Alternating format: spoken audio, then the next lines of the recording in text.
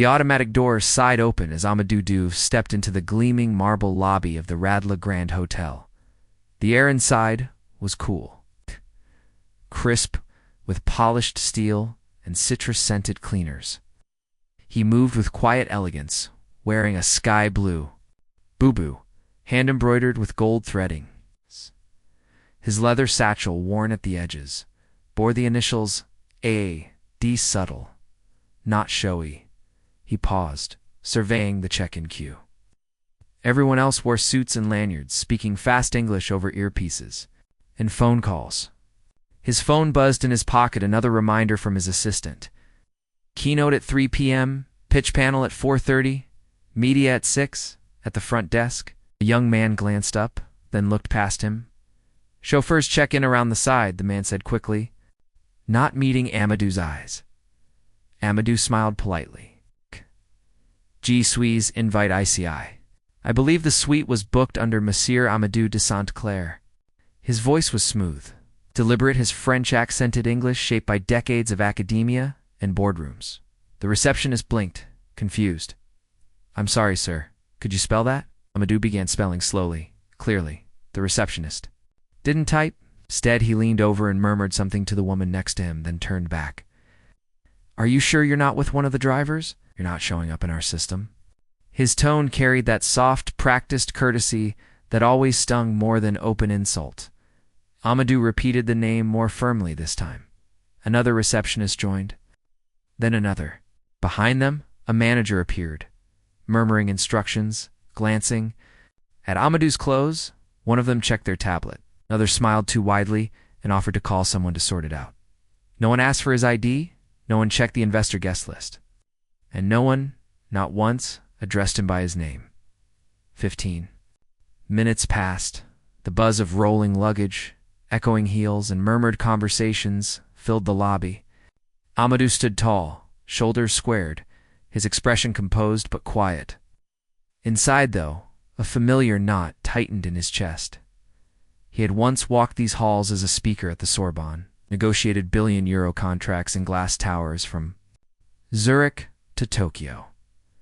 And yet here at a hotel lobby in central London, surrounded by men in sharp suits, he was just another black man who didn't quite fit. Would you like to wait over there while we ... check something? One of them offered, gesturing toward a corner where no other guests sat. Amadou nodded slightly. Of course, he said, and then, finally, he stopped speaking. He walked away slowly, toward the gilded lounge chairs, past the eyes that now avoided his, past the polished marble where his reflection looked back at him dignified. Still, he sat down and stared ahead. Somewhere behind him, heels clicked across the floor. A cleaning cart creaked. A soft voice murmured, Monsieur ... Peda cough, Peda? He turned to her. Accent was Caribbean French. Her eyes kind, and for the first time that day, someone had heard him.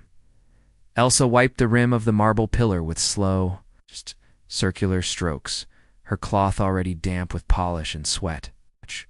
She'd learned to move like smoke through this place. Unseen, efficient, the staff barely registered her. The guests never did. That was the point. But today, something felt off. She'd noticed him the moment he walked in. Tall, poised, draped in soft blue fabric that shimmered under the lights. His eyes scanned the room like someone who knew it intimately yet wasn't sure he belonged. That look, she knew it well. She crouched to collect a plastic wrapper near the concierge desk and saw the moment it began. The slight tilt of the receptionist's head, the delay in typing, the way the second staff member slid into the conversation like backup. She couldn't hear the words, but she didn't need to. The postures told her everything. When one of them gestured vaguely toward the waiting area, Elsa paused mid-swipe. Her gaze followed the man as he walked to the lounge and sat down perfectly still, but not at ease. Never that. She waited. 1 second. 5. No one followed him. No coffee offered. No apology. The front desk moved on like he'd vanished. She gripped her cart handle and exhaled. Decision rose in her throat like instinct. Her supervisor had warned her not to speak to guests unless spoken to. But there were things more important than rules. She picked up the cleanest mug from her tray, wiped the edge, and filled it with coffee from her thermos. She always brought her own hotel. Coffee was too bitter. Her shoes squeaked softly as she approached him. "Monsieur," she said gently, impaled a Cove Pater. He looked up. His eyes shifted, guarded, then astonished. The stiffness in his shoulders eased. He accepted the cup carefully, like it might vanish. "Mercy," he said, voice low. Elsa smiled faintly. "Vous parlez français? Je me desise bien. Et vous aussi? De quelle île êtes-vous?" "Haiti," she replied softly. He nodded, deeply Senegal. A small silence followed, not uncomfortable, simply full. A manager's voice barked distantly from the hallway. Elsa glanced back. "I should go," she whispered. "But I just wanted you to be seen." "You did?" he said, holding the cup with both hands. She turned back toward her cart, heart pounding. As she pushed it away, she didn't feel quite as invisible anymore. Back at the desk, a receptionist leaned toward the manager. The cleaner. She was speaking to him in French. The manager frowned.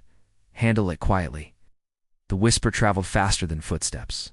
By the time Elsa returned to the service hallway behind the kitchen, 2 receptionists had already murmured it to the floor supervisor, who relayed it carefully, tightly to the assistant manager, the cleaner. She was speaking French to the guest. Elsa was stacking fresh linen when the supervisor appeared. Beside her, her voice was cool and brittle, like porcelain held too tight. "Elsa," she said without eye contact, "you've been here long enough to know the guest boundaries. Please remember your role. We can't have ... misunderstandings." Elsa didn't reply. She just nodded, slow and silent. "You understand?" The woman pressed, a forced smile twitching at her lips. "I understand," Elsa said softly, folding the towel with precision. "Know your place." The words hadn't been spoken, but they were loud in the air between them. Out in the lounge, Madhu sat perfectly upright in the low-backed leather chair. His fingers cradled the ceramic cup Elsa had handed him. It was still warm. He hadn't moved in 10 minutes. Around him, the choreography continued. White guests in suits greeted with bright, performative charm. "Welcome, sir." "Lovely." "To see you again, madam." Valets appeared instantly, luggage whisked away like magic. To them, the lobby was a red carpet. When another black man in a blazer entered Jung, nervous-looking, the receptionist asked for confirmation of reservation. Before even glancing at the list, Amadou watched. Silent, his eyes drifted to the tall window, where morning sunlight filtered in like soft gold. His reflection caught faintly in the glass, and it pulled him backward in time. He was 9 years old again. In Dakar, running barefoot through the rust-colored streets, the scent of groundnut stew and ocean air curling around him.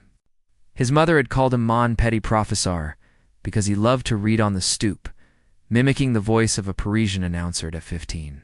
Left for France on a full scholarship.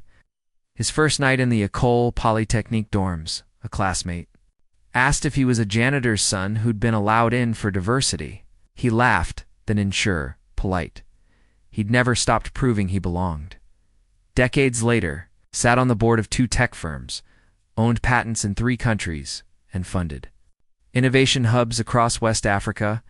But here, in a London hotel with 5 stars and no soul, he was still someone to question. A bell rang behind the counter. Laughter erupted among staff. No one looked his way. He sipped his coffee slowly, letting the warmth reach the hollowed parts. Then, without warning, a woman with a headset and clipboard approached. Her pace brisk, her smile wide, mechanical.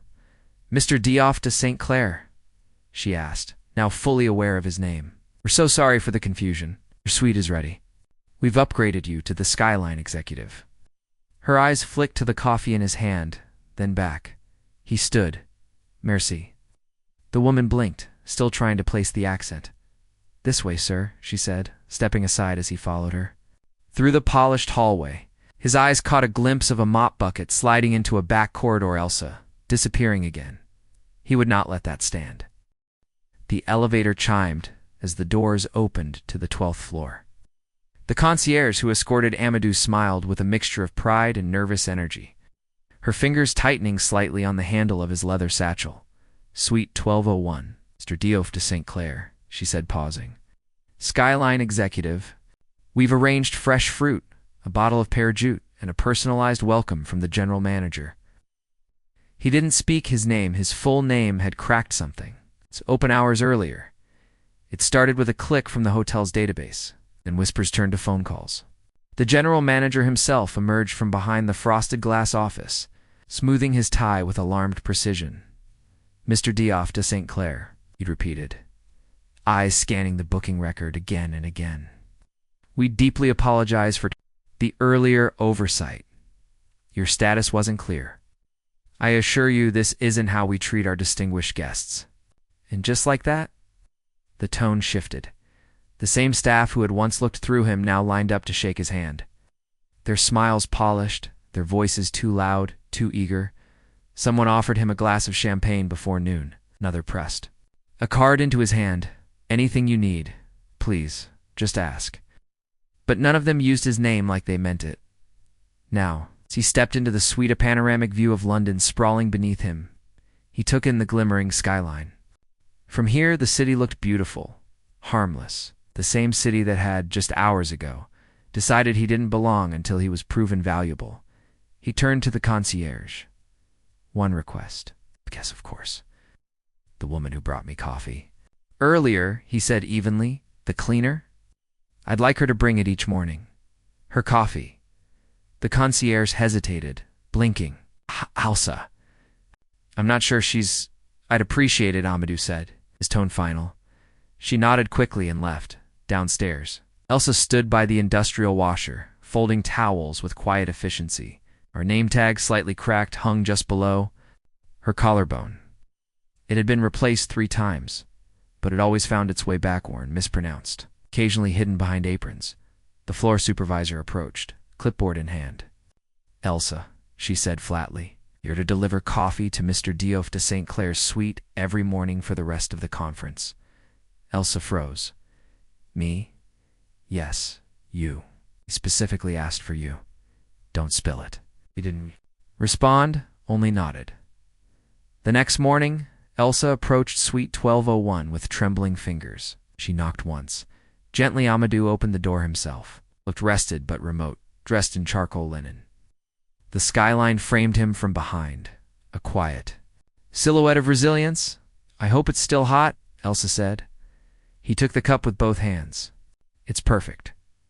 She studied him for a moment. There was strength in his eyes, but something weary, too. Kind of grief, not for one moment, but a lifetime of them. He caught her gaze, held it. "Mercy," he said softly, "for seeing me."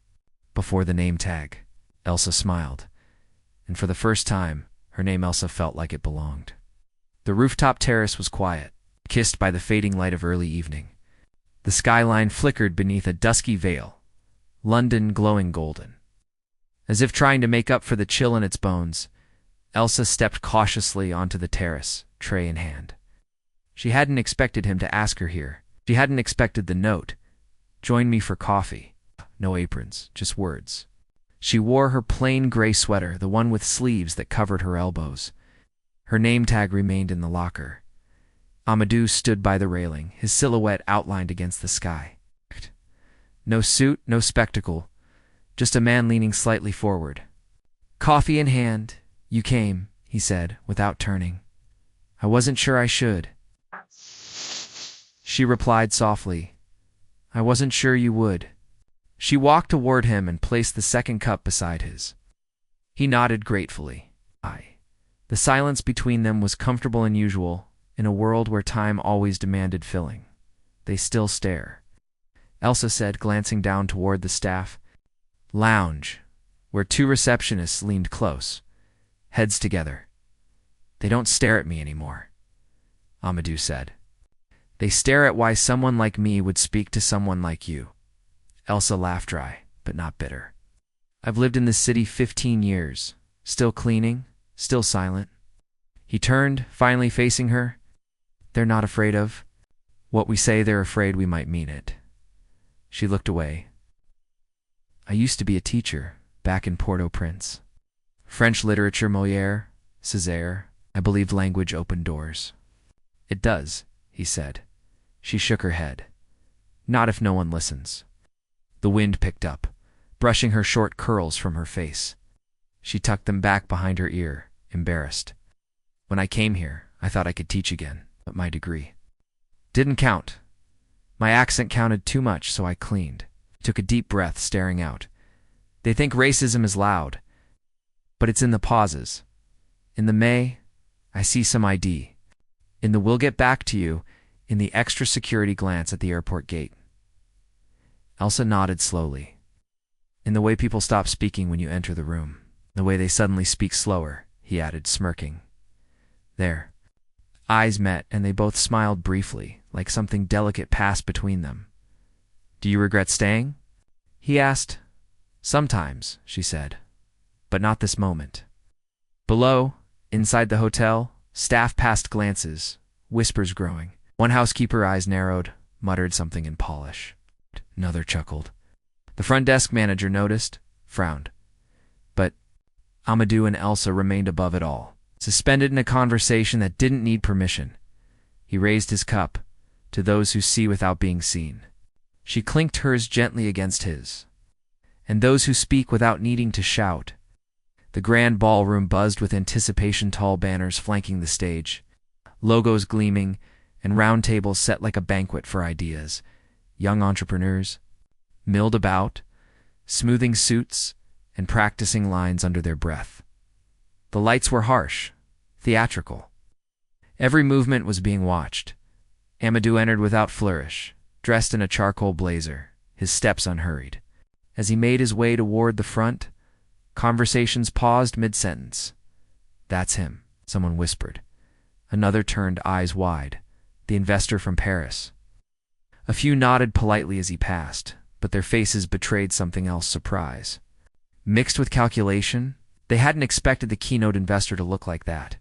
He offered no handshake, no introduction. Just a quiet nod as he took his seat near the judge's table.